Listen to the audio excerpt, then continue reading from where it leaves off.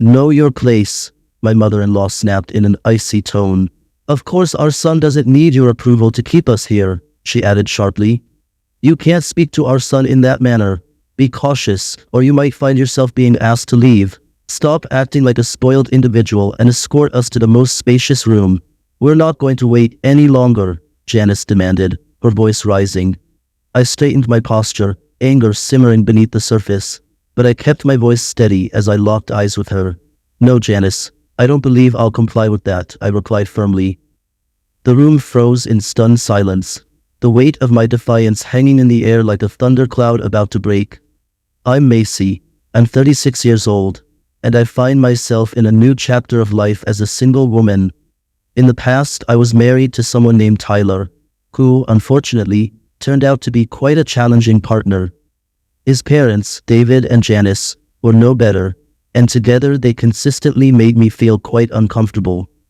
To be honest, Tyler and I were both successful in our careers and were financially stable. However, despite our achievements, his parents never acknowledged my contributions, and instead labeled me as someone who was taking advantage of their son. Tyler played a role in this by constantly portraying me as fortunate to have married him, insinuating that I desired a luxurious life that only he could provide. Unbeknownst to his parents, I managed most of the finances in our household. Despite my efforts, Tyler perpetuated the misconception that I was financially dependent on him, adding strain to our relationship. His parents even went so far as to have us sign a prenuptial agreement, believing I wouldn't amount to anything and wanting to protect their son's interests. While I don't object to the concept of prenups, what bothered me was that Tyler never discussed it with me. He consistently misled his family about our financial situation, falsely claiming that I earned significantly less than him and relied on him entirely. In my love for Tyler, I tolerated insults and humiliation from both him and his family. It pains me to admit that I made a mistake in marrying him. Tyler didn't truly care for me or respect me. Instead, he regularly belittled me for earning less and spending what he falsely claimed was his money. In reality, he had lost his job 2 years ago and was dependent on me, a fact he desperately wanted to keep hidden from his parents. As time passed, Tyler's behavior wore on my patience. He refused to actively seek employment, continuously draining my savings. The breaking point came when I independently purchased a house, marking the end of our troubled relationship. I received an inheritance from a relative and started saving to build a fund for buying a house.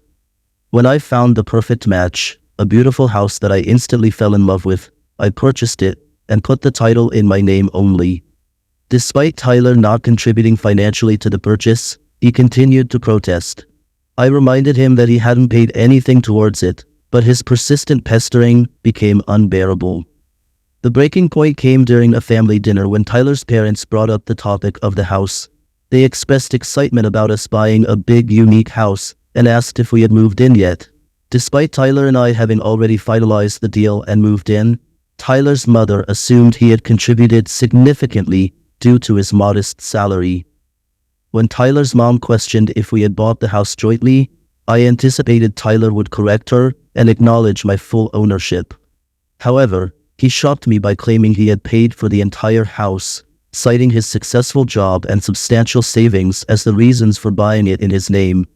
His parents showered him with praise, declaring him a successful and independent homeowner. Despite my attempts to get Tyler's attention and rectify the situation, he avoided eye contact deliberately. Frustrated and angered by the situation, I managed to control my emotions, choosing not to confront him in front of his parents. Upon our departure, I couldn't help but question Tyler about his revelation to his parents regarding the house purchase. What on earth was that, Tyler? Why did you claim to have bought the house entirely on your own when you hadn't paid a penny on it? I said indignantly. Tyler tried to ease my concern, saying, "Relax, Macy. I just wanted to make them happy. I didn't want them to suspect that I lost my job. They would be extremely disappointed. What else was I supposed to do?" Frustrated, I responded, "You could have at least mentioned that we went 60 to 65 on the house. Instead, you took all the credit for the purchase. This feels humiliating and unfair, Tyler." I continued to protest indignantly. He dismissively stated, "Look, what's done is done. I'm not going back to correct myself. I won't humiliate myself like that.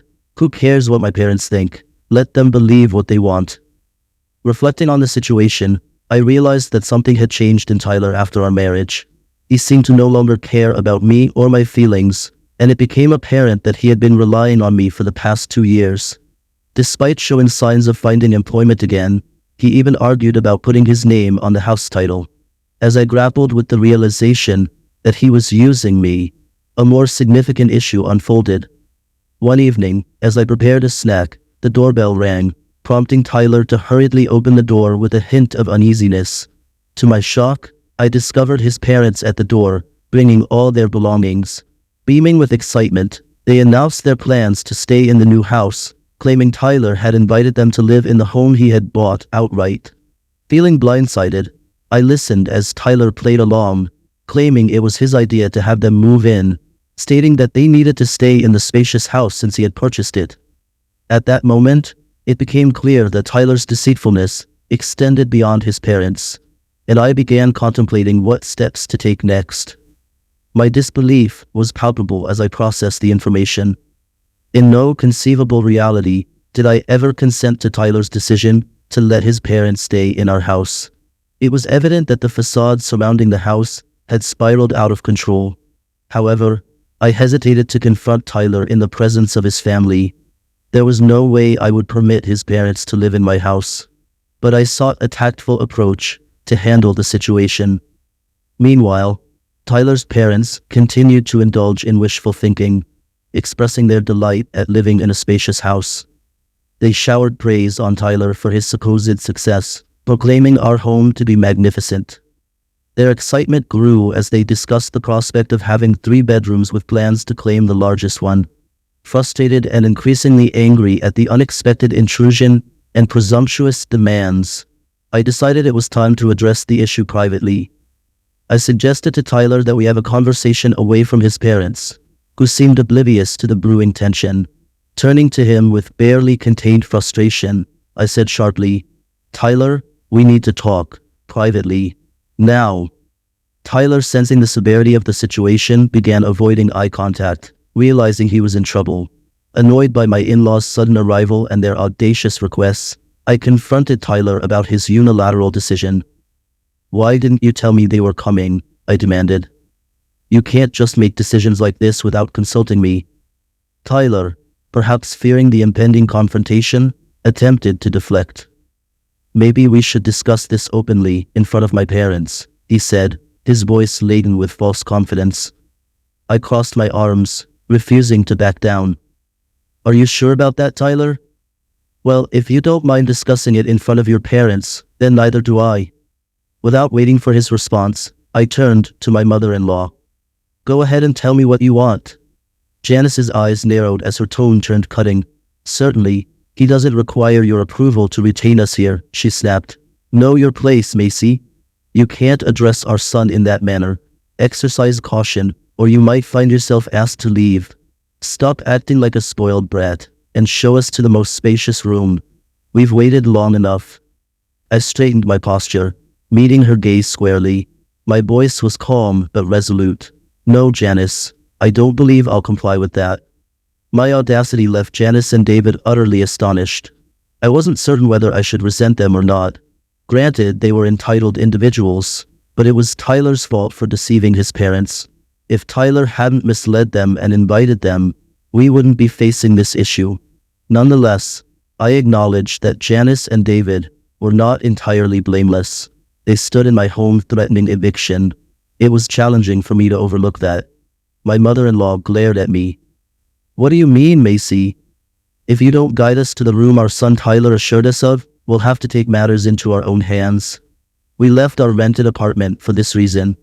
We came here today because Tyler vowed to care for us. He's a good man who knows how to look after his parents. He invited us to stay in his new home, prompting us to terminate our lease prematurely," she explained. "In that case, Janice and David, you've made a grave error," I said coolly. "I doubt you can stay here, let alone claim the largest room." Janice's eyes narrowed. "How dare you, Macy? We don't require your permission to stay here. Our son will lead us to our room. If you won't, remember this house isn't yours to decide if we stay, she added angrily. You've misunderstood, Janice, I replied. I suppose Tyler hasn't informed you yet. This house belongs to me, not him. Therefore, the largest room is not at your disposal. You'll have to make do elsewhere. David interrupted, his voice rising. What? That's impossible. Our son has assured us he bought the house. You're lying. I raised an eyebrow. Is that so? Well, why don't you confirm with Tyler? I'm certain he'll clarify everything. We will, Macy, Janice replied, then turned to her son with indignation. Tyler, tell your wife she's spreading falsehoods. Confirm that you're the owner of the house, just as you've claimed before. Seeing my husband's hesitation, my father-in-law added, Speak up, Tyler. Tell her she can't evict us. My husband remained silent, avoiding eye contact and keeping his gaze on the floor. Gradually, it dawned on his parents that there might be truth in what I was saying. Although they couldn't fully believe it, all this time they had perceived me as a gold digger with a mediocre job, contrasting their son as a hard-working and successful man. Why aren't you saying anything? You told us this house belongs to you. Speak up, Tyler. Tell her she can't evict us, Janice urged, echoing her husband's words. My patience had worn thin, and I decided to step in. What will he say, guys? He's been deceiving you all this time. I can even provide the property papers proving I am the sole owner of this house, I concluded. That can't be true. You have a simple job and limited finances. Our son has a substantial income. There's no way this house is yours. My mother-in-law scoffed. I turned to her, my voice sharp. A significant income, you say? Funny how you forgot to mention that he lost his job 2 years ago. Since then, he's been living off my earnings. And for the record, I have an excellent job. Just because I don't brag about it doesn't mean I'm financially weak, I shot back. The shock on my in-laws' faces was palpable when I unveiled the truth. Tyler, as usual, avoided eye contact, refusing to meet his parents' gaze. They persistently asked him to confirm my statement. He remained silent until I said, Enough drama for 2 days. David and Janice, I've hosted you in my house long enough. It's time for you both to gather your belongings and leave. Macy, you can't just evict my parents like that. They terminated their lease to be with us, and they have nowhere else to go. You can't put them on the streets, my husband protested. Tyler, I said firmly, I can and will proceed with these decisions. No consultation occurred before these choices were made, and your consideration was absent when ensuring them a place in my house. My husband wasn't going to back down. While this may be your residence, I am also your husband. If I decide that my parents will stay here, they will stay. You cannot evict them, he continued. My in-laws also tried to object. This house belongs to our son as well, and anything that is yours is also his. You cannot force us out. Janice, I said, my tone icy, I can indeed remove you, and your son will be no exception. Since you're still legally married to me, Tyler, I will draft an eviction notice for you. Don't worry, you won't remain married for long. Tyler's face turned pale. What do you mean, Macy? Are you planning to divorce me? Yes, my dear husband, I am, I responded with finality. I'll contact my lawyer tomorrow to schedule an appointment. We should be able to serve you with the divorce papers after 10 days.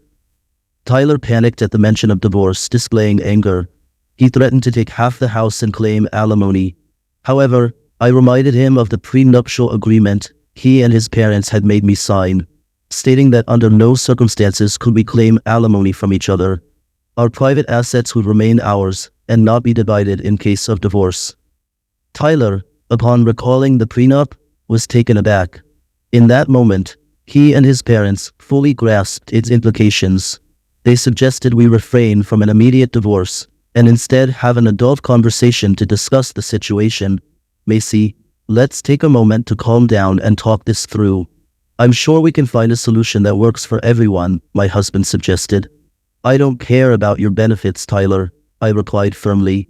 I won't be a cash cow for you, and I won't let your parents take advantage of me after how badly they treated me. That was in the past, Macy. Many years have passed. I'm sure you can look past it. It was a minor issue, my father-in-law tried to justify himself. You and your wife, I snapped. Were threatened to have me kicked out just a few minutes ago because I refused to house you. No use making excuses now. You and Janice need to leave before I call the cops. I'd prefer if Tyler leaves too, but he'll get an eviction notice if needed, I concluded. Tyler, David, and Janice begged me to change my mind. They had ended their lease, assuming they could move in with us. My husband thought he could convince me to play along as I did in the past. Little did he know I would stand up against him and stop being a pushover. I was done being the family doormat. They could go to hell for all I cared. When my in-laws didn't leave, even after an hour, I called the cops. They escorted them out and Tyler screamed at me for humiliating his parents. How could you humiliate my parents like that? You humiliated yourself, I retorted. And don't forget, you have a month to vacate my house. That made him switch to being apologetic and remorseful. From that night, I didn't allow Tyler into my room. He stayed in the guest room until he had to leave, served with an eviction notice. Meanwhile, his parents, after spending a significant portion of their savings on a hotel, had to find a new place to rent. Surprisingly, they didn't allow Tyler into their new place, leaving him scrambling for a place, just like his parents. It seemed they wanted Tyler to pay for lying to them. Since then, their relationship has become strained, blaming each other for their present condition. His parents refused to support Tyler anymore. He was only valuable when he had money. Tyler had to couch surf at his friends until he got a job. I filed for divorce. There was no way I was staying with him. He disrespected me and revealed himself as a vain and selfish man, not the person I fell in love with. Tyler tried to change my mind, but I was firm. I refused to be taken advantage of. Since we didn't have kids, we got divorced after 3 months of separation. In those 3 months, I rebuilt myself and started dating again. Tyler still hopes we can get back together, but that will only happen in his dreams.